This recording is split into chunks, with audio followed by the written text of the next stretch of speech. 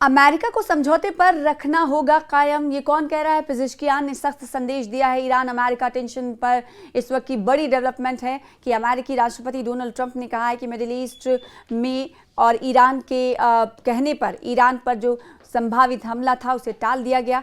दोनों देशों के बीच परमाणु कार्यक्रम और हॉर्मुज स्ट्रेट को लेकर बातचीत जारी है। वहीं ईरान ने समझौते पर अमल और इलाकाई सुरक्षा को अपनी प्राथमिकता बताते हुए सतर्क रहने का संदेश दिया है। अमेरिकी सदर डोनाल्ड ट्रंप ने ईरान पर हमले को रोक दिया है। ट्रंप के मुताबिक मिडिल ईस्ट के सहयोगी देशों और ईरान के अनुरोध के बाद हमला रोका गया है। ट्रंप के मुताबिक ईरान के साथ परमाणु कार्यक्रम और स्टेट ऑफ हॉर्मुज को लेकर समझौते की रूपरेखा पर सहमति बन रही है। वहीं ईरान के सदर मसूद पेजेश्कियान ने कहा कि अमेरिका को दोनों देशों के बीच हस्ताक्षर किए गए शांति समझौते पर कायम रहने के लिए मजबूर करना चाहिए।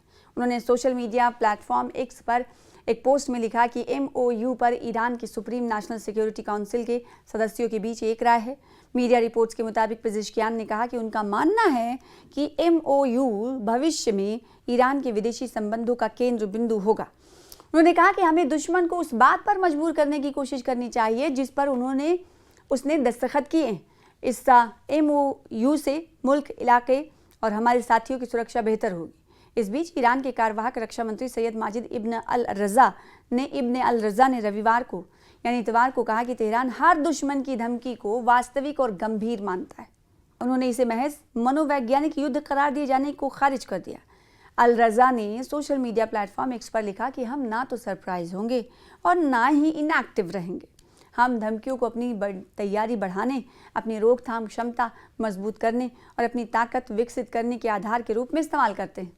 ये बयान अमेरिकी राष्ट्रपति डोनाल्ड ट्रंप के ईरान के खिलाफ नए हमले टालने के बाद कहने के बाद आया। ट्रंप ने ट्रुथ सोशल पर अपने पोस्ट में कहा कि अमेरिका पूरी तरह से तैयार है इस्लामिक रिपब्लिक ऑफ ईरान के खिलाफ सैन्य आतंक, ताकत और शक्ति के उस स्तर पर कार्रवाई के लिए तैयार है जो दूसरी वर्ल्ड वॉर के बाद नहीं देखा गया। हालांकि उन्होंने ये भी कहा कि ईरान और अन्य मध्य पूर्वी देशों के अनुरोध पर उन्होंने हमला टाल दिया है। उन्होंने एक आगामी समझौते का हवाला दिया जिसमें स्ट्रेट ऑफ हॉर्मुज को तुरंत और पूरी तरह से खोलना और ईरान के परमाणु खतरे को समाप्त करना शामिल होगा। इससे पहले अमेरिकी मीडिया रिपोर्ट्स में कहा गया था कि अमेरिका और इजराइल अपनी एनर्जी इंफ्रास्ट्रक्चर पर हफ्ते के अंत में हमले शुरू कर सकते हैं। 18 जून को ईरान और अमेरिका ने MOU पर दस्तखत किए थे जिसके तहत दोनों देशों को आखिरी समझौते पर पहुंचने के लिए 60 दिनों के अंदर बातचीत करनी थी। हालांकि उनके बीच हाल ही में हुए तनाव के कारण बातचीत का नतीजा आधार में लटका हुआ है।